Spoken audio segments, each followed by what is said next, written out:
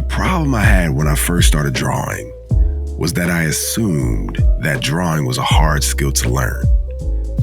I would watch step-by-step tutorials and feel completely frustrated and lost. And had I not learned the psychology of drawing, my art may never have improved.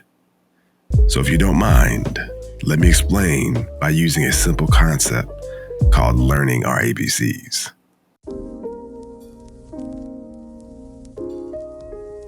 You see, when we were toddlers, we began to use words. And at some point, we understood that the sounds we make have meaning. Mommy, daddy, dog, cat, milk, hungry. However, we were unaware of the deeper meaning behind the sounds we were making because we did not yet see the building blocks. And just like toddlers, we as art babies understand what a man and woman look like. And so we begin to draw the symbols for them. Here's the issue. I don't expect a toddler to write the next Harry Potter book or the next War and Peace. And as art babies, we can never expect ourselves to paint the next Mona Lisa or draw the next Naruto until we understand this crucial building block.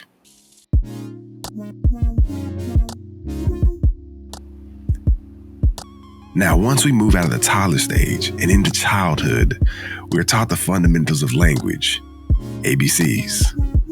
We begin to understand how to put the sounds and ABCs into words, and these words into sentences. And by understanding the building blocks of language, we can now use the sentences to create meaning. And once we, as artists, move out of art babies into beginner artists, we need to know the fundamentals of drawing.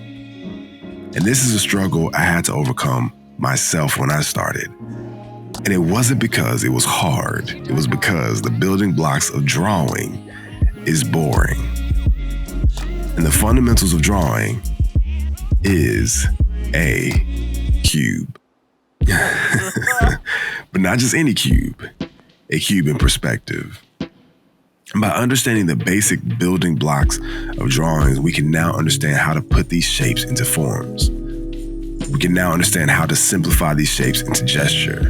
And we can now understand how to apply anatomy on top of our gesture. Now, this is a complex subject, so wait until the end while I'll share with you how I see and use shapes and gesture in my art. But before we talk about that, we need to understand shapes and gesture will not make us a better artist.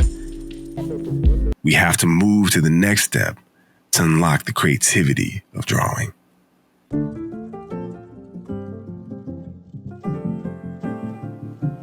Now, as preteens and teenagers, we begin to practice our English, how to write, how to compose stories, how to research, how to create arguments to prove our point.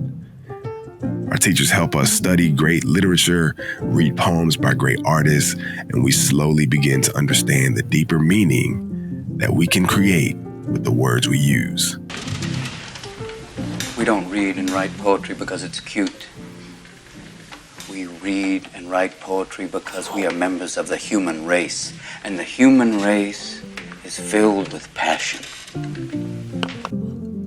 And now, as artists who understand the fundamentals, we can now begin to put in the reps. We can study great artists, we can practice, we can learn, and we can create. And yet practice alone will not make me a better artist. This next stage will.